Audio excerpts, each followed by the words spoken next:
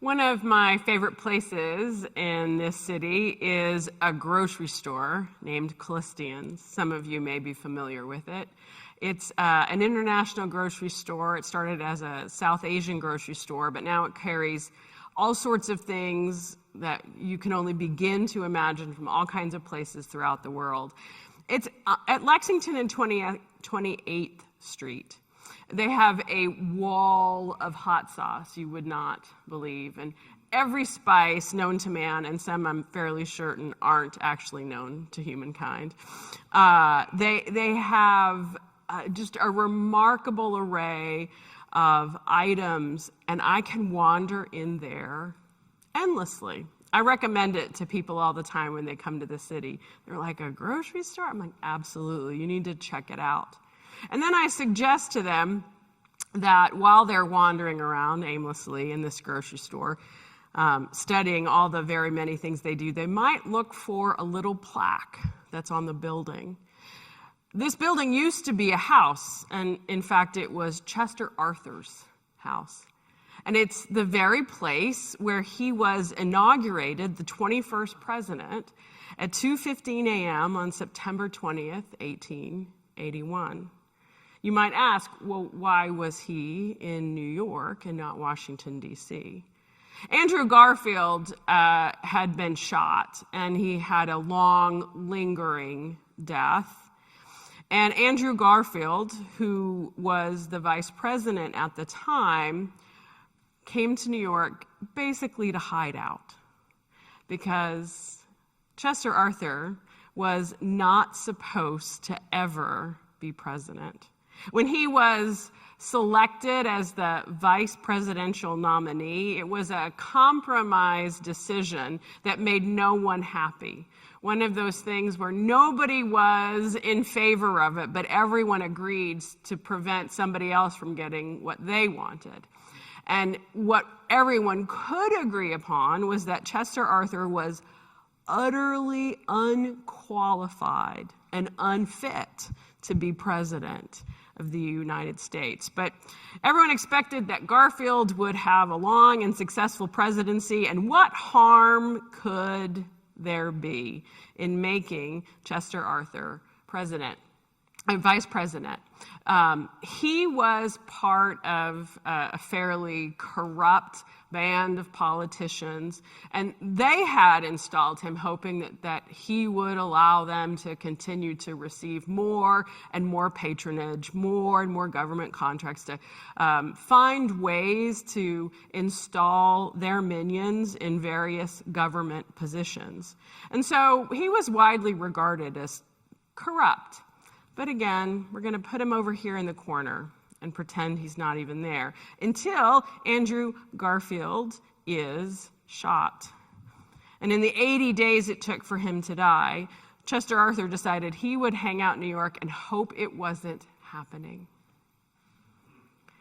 He was encouraged to resign before Garfield died from all quarters.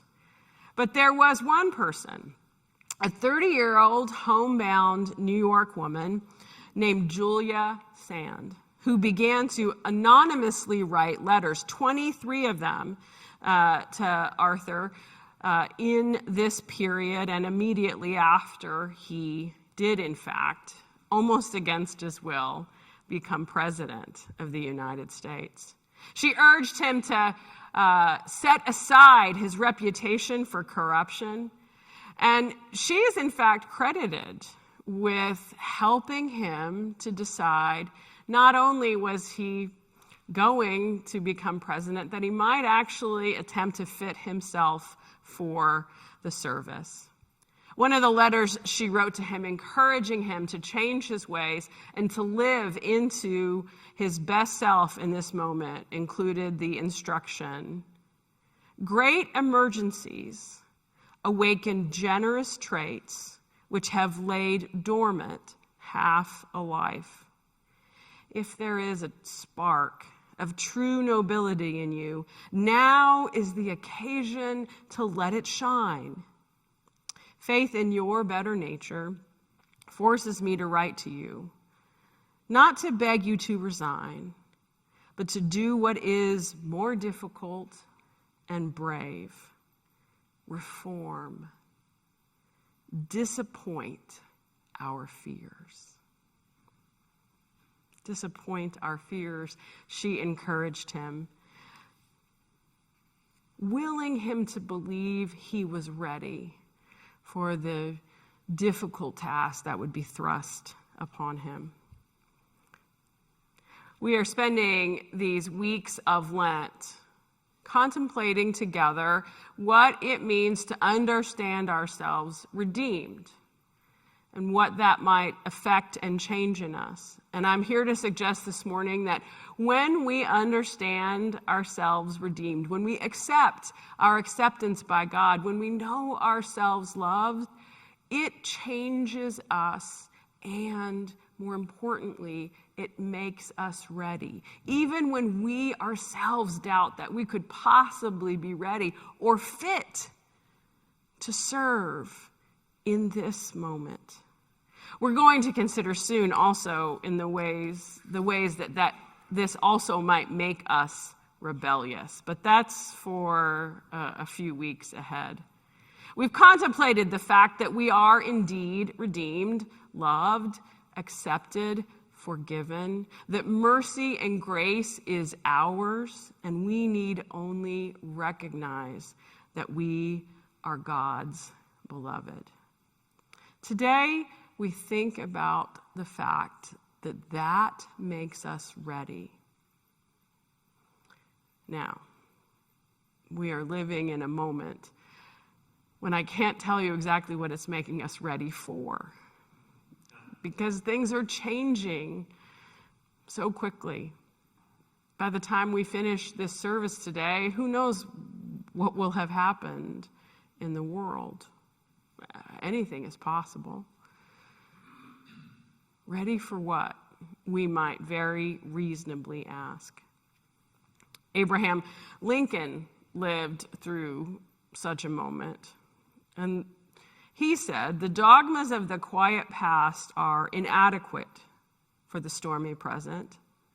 The occasion is piled high with difficulty, and we must rise to the occasion. As our case is new, we must think anew and act anew. And then we shall save our country." We must think anew and act anew.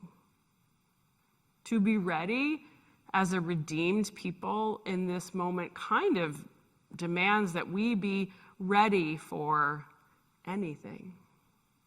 If anything is possible, we might be called upon to serve in any number of ways, and we must find it within ourselves to think anew and to act anew. And I don't know about you, but most of the time, what I'm ready for is things to stay the same. What I'm ready for is not much to change, maybe a little, but I tend to like things the way they are. And so perhaps the first way grace might have the power to make us ready is simply to make us willing to change, willing to try new things, willing to be different, which is not necessarily an easy thing.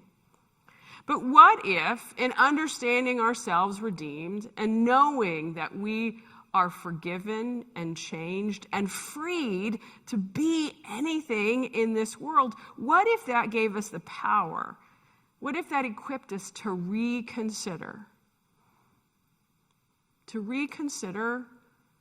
our place in what is unfolding, to revisit what has been, and what we might be willing to give up and change?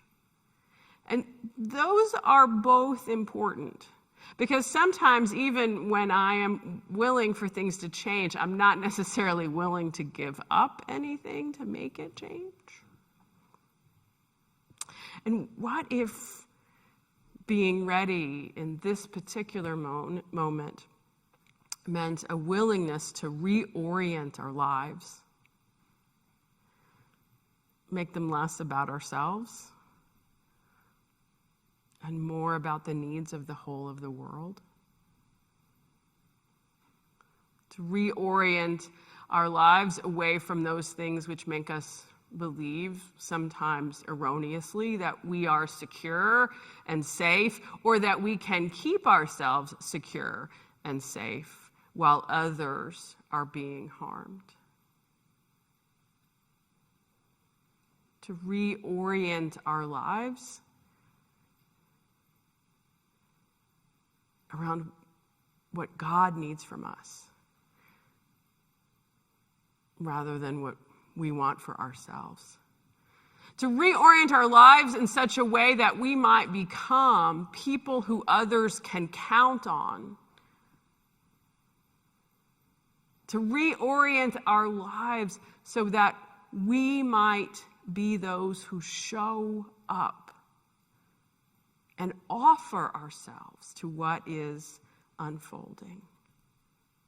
Ready, as Matthew's gospel teaches, to stand and to follow. Note that when the man is told he is forgiven, Jesus then says to him, stand, pick up your mat, go. There is something in knowing ourselves cleansed and claimed. There is something in understanding ourselves freed and unshackled by our wrongs and the hurts and harms of the world that makes it possible for us to do something nobody else thought we could do, including ourselves.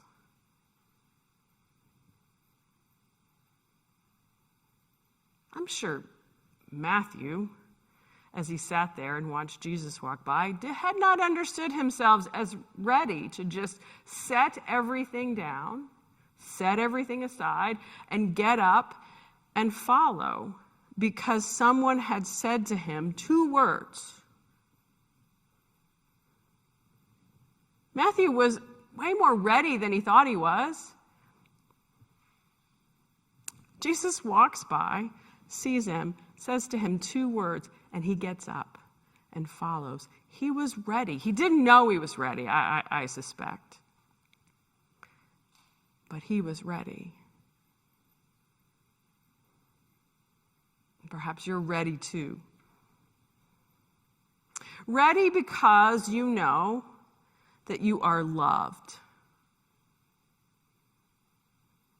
Ready because, as the prophet Isaiah says, when you pass through waters, God is with you, and you will not be overcome by them. That is a remarkable thing to trust in a time when we know the waters are rising. Isaiah says, when you walk through fire, you shall not be burned, and the flame shall not consume you. That's a remarkable thing to believe, to know in our hearts as we live in a moment when things feel pretty hot.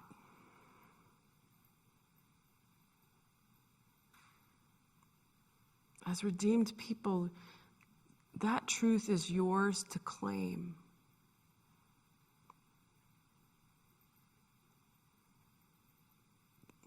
God says through the prophet Isaiah,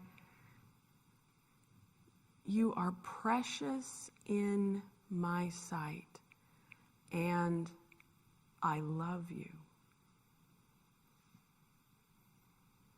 Hear God say that to you this morning, and in these difficult times and circumstances we are living in. You are precious in my sight, and I love you.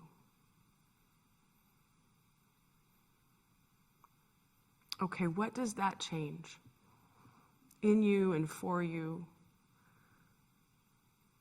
if you don't just hear it, but feel it? And if you know it not only in your head as an intellectual assent, but in your heart as a truth you can claim for all time, that you are precious in God's sight. You. I believe when we come to know and trust that, it changes us. And it does, in fact, make us ready. God says, do not fear, I am with you. What could set us up for this moment more usefully than that? I mean, how could we not be ready if we know we do not have reason to fear because God is with us? And let's be clear. That is not a promise that bad things won't happen. And that much in your life, including your body, could be at risk. But it means you do not need to fear those things.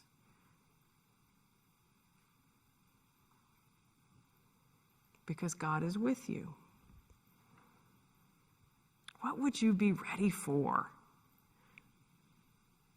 if you were not afraid? Or if you were simply willing to not be afraid? Might you be ready to reimagine? Might you be ready to reimagine what's possible? Might you be ready to reimagine what you, yes, you, might be capable of?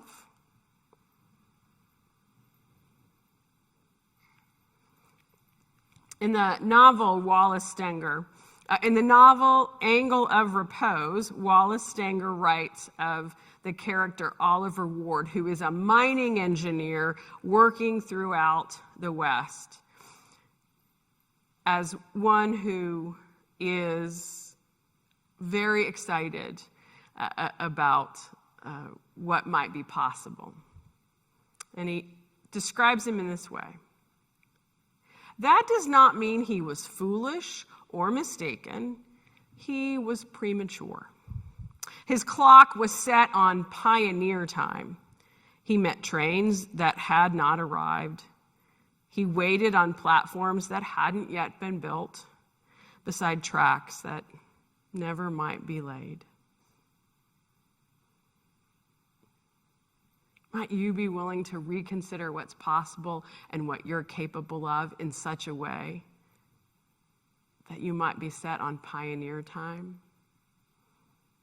Going out ahead of what's next.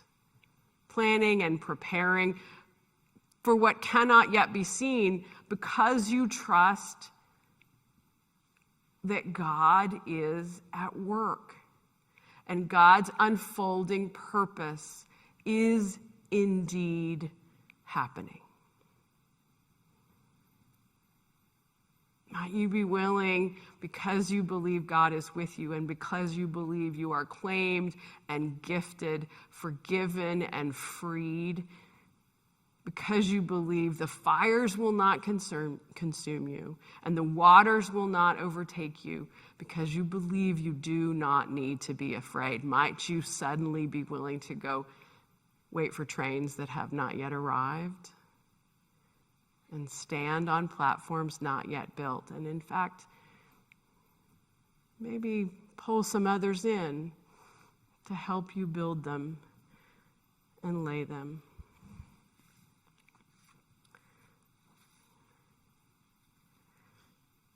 There is so much for us to do.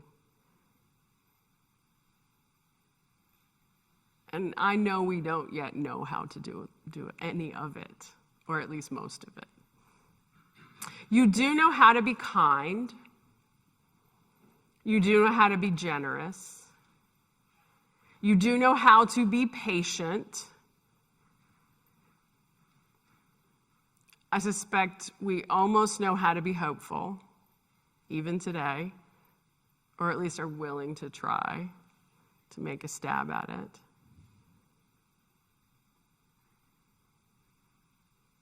You do know how to be gracious and forgiving. You know some of the building blocks of what's coming next. You know how to lay some of them.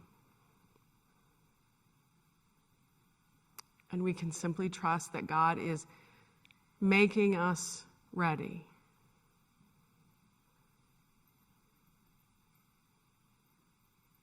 In ways we cannot yet see and may not fully understand, but can always trust.